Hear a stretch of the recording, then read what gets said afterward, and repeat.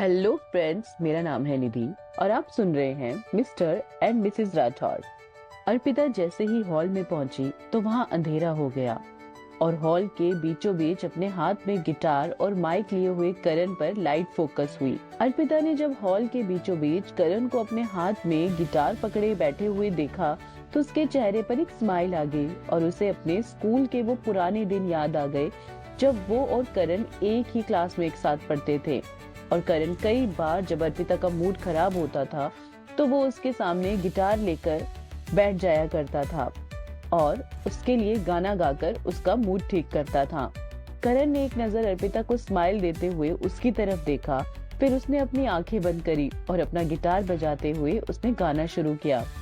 एक दूजे पे मरते थे, हम प्यार की बातें करते थे, ख्वाबों में खोए रहते थे, हम आशिक थे, दीवाने थे, इस दुनिया से बेगाने थे।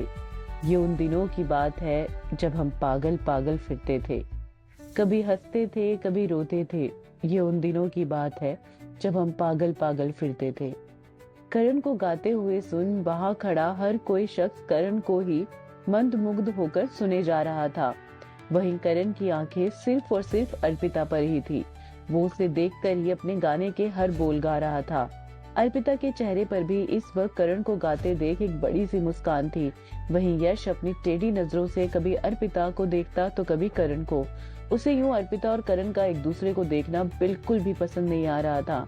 यश जाकर अर्पिता के बिल्कुल साथ में खड़ा हो गया और उसकी कमर को अपने हाथ से पकड़ते हुए उसने अर्पिता को खुद के करीब कर लिया।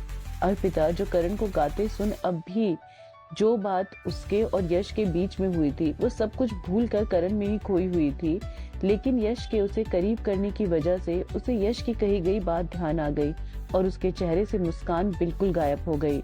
वो यश को खुद से दूर तो करना चाहती थी, लेकिन वो जानती थी कि वो इस वक्त भरी महफिल में सबके सामने है और उसके ऐसा करने से यश की यहाँ क्या ही रिस्पेक्ट रह जाएगी। इसलिए वो चुपचाप यश के साथ वैसे ही खड़ी रही। करण ने अपना सॉन्ग फिनिश कर अर्पिता की ओर देखा तो यश को उसके साथ खड़े देख उसे जलन होने लगी। जैसे ही करण ने अपना सॉन्ग फिनिश किया तो पूरे हॉल में लाइट्स फिर से जगमगा गई और एक तेज तालियों की गड़गड़ाहट पूरे हॉल में गूंज उठी। करण सीधा अर्पिता की तरफ आ रहा था, लेकिन बीच में ही उसे सब लोग घेर कर खड़े हो गए। इधर यश अर्पिता को वैसे ही पकड़े हुए अपने साथ उस पार्टी हॉल से ले जाने लगा, लेकिन अर्पिता ने यश को रोकते हुए बोला, रुकिए यश, हम जिसके इनवाइट पर यहाँ आए हैं उससे तो मिल लें। यश ने अर्पिता का हाथ पकड़ उसे अपने साथ ले जाते हुए बोला, उसे तुम फोन पर सॉरी बोल देना कि तुम्हें कोई इमरजेंसी आ गई थी इसलिए तुम्हें जाना पड़ा। अर्पिता पहले ही यश से नाराज थी और उसकी इस तरह की बात पर उसे और भी ज्यादा गुस्सा आ गया। वो दोनों भी पार्किंग एरिया के पास पहुंच चुके थे जहाँ कोई भी नहीं था। अर्पिता ने अपना हाथ यश के हाथ से छुड़ाया और बोली, नहीं यश, मैं आपके साथ नहीं जाऊंगी, मैं अभी मम्मी पापा से नहीं मिली हूँ। फिर उसे अपनी पीठ यश की तरफ करी और बोली, मुझे मासा के साथ हवेली जाना है। इतना बोल अर्पिता चुप होकर खड़ी हो गई। यश ने अर्पिता की पीठ की तरफ देखकर एक लंबी सांस ली, जैसे वो अपने गुस्से को कंट्रोल करने की कोशिश कर रहा हो। उसने अर्पिता को अपनी तरफ पलट कर उसकी चीन को पकड़ते हुए बोला, अर्पिता, तुम आजकल कुछ ज्यादा ही मनमानी करने लग गई हो। फिर उसने अर्पिता के कंधों को मजबूती से पकड़ा और अपने दांत भींचकर बोला, क्यों तुम मुझे गुस्सा दिला रही हो, चुपचाप गाड़ी में बैठो। इतना बोल यश जाकर ड्राइविंग सीट पर बैठ गया और सामने की तरफ देखने लगा। अर्पिता ने यश की तरफ देखा जिसके चेहरे पर उसे गुस्सा साफ तौर पर दिखाई दे रहा था। अर्पिता ने एक नजर यश की तरफ देखा और बिना उससे कुछ बोले वहां से वापस अंदर हॉल की तरफ चली गई। इधर यश जो कार में बैठे गुस्से से सामने की तरफ देख रहा था, उसे जब कोई हरकत होती हुई नहीं दिखी तो उसने अर्पिता की तरफ देखा तो अर्पिता वहां नहीं थी। ये देख यश का गुस्सा मानो उसके कंट्रोल से ही बाहर हो गया। उसने कार से निकल बाहर चारों तरफ देखा, लेकिन उसे अर्पिता कहीं नहीं दिखाई दी। ये देख यश ने एक जोरदार लात अपनी कार पर मार दी, जिससे कार पूरी तरह से हिल गई और उसका सायरन बजने लगा। यश खुद से ही बोलते हुए बोला, तुम मुझे यूं इग्नोर नहीं कर सकती Mrs Yash Rathore, you have to pay for this. इतना बोल उसने अपना कोट उतारकर कार के अंदर फेंक दिया और ड्राइव कर वहां से निकल गया। इधर अर्पिता वापस विला में आ गई और जाकर सुनीता जी के साथ खड़ी हो गई। धीरे धीरे सभी गेस्ट अब पार्टी से जाने लगे।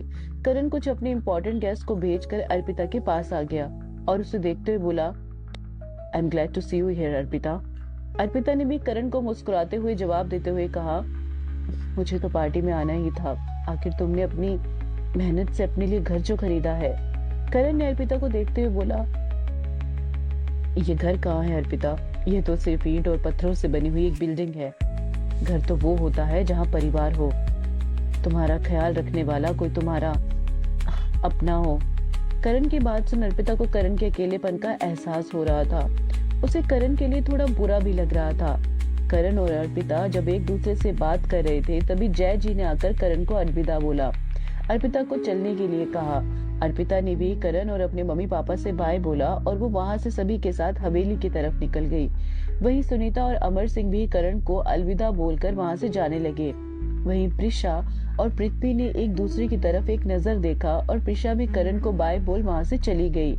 प्रिशा जाते जाते अपने मन में बड़बड़ाती हुई बोली, सच वेस्ट प्रिशा, क्या फायदा हुआ 2 घंटे लगाकर तैयार होने का, जब उस बेवकूफ इंसान ने मुझे सही से देखा भी नहीं।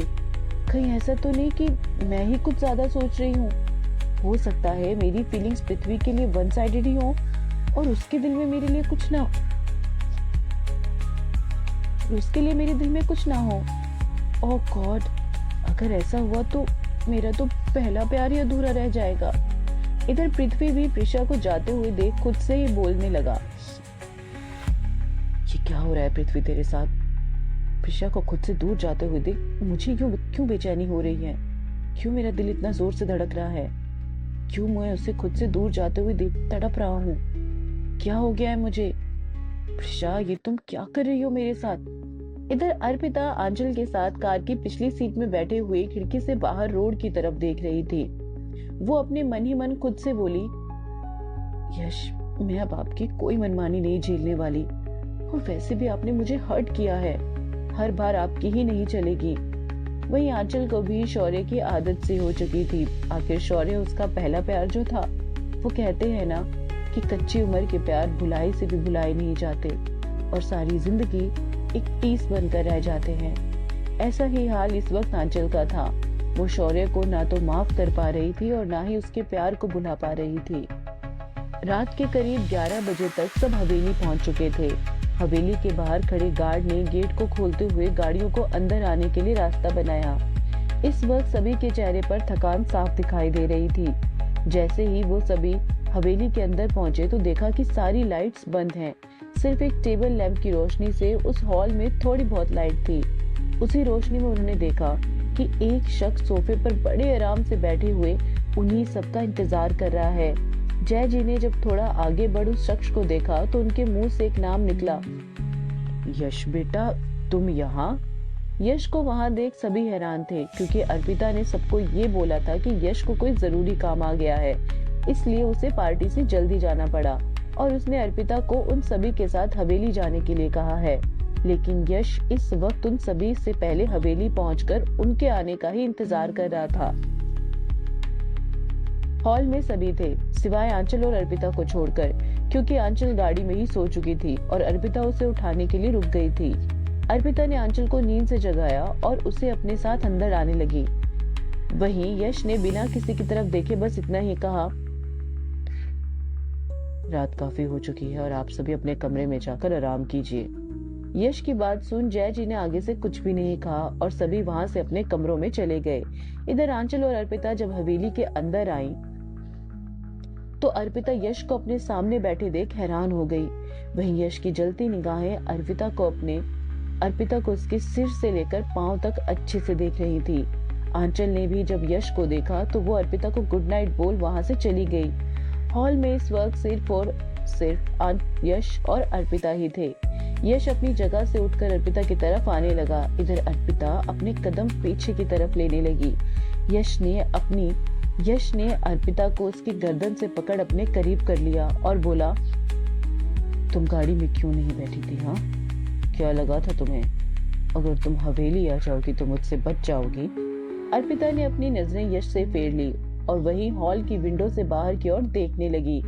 यश को अर्पिता का यूं उसे इग्नोर करना उसे और भी ज्यादा भड़का रहा था। वो अर्पिता के और भी करीब आ गया और उसके बालों की खुशबू लेते हुए बोला, तुम समझती क्यों नहीं अर्पिता, मैं तुम्हें कोई नुकसान नहीं पहुंचाना चाहता, तो मुझे उकसाना बंद करो।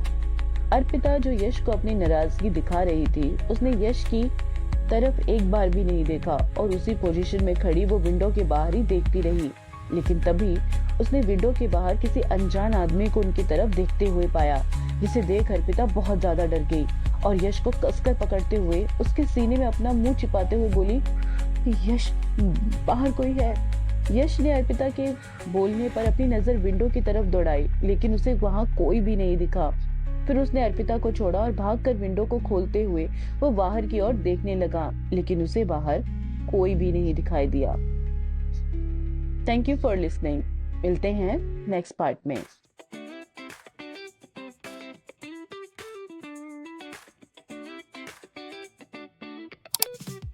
Palm trees swaying with the ocean as my guide.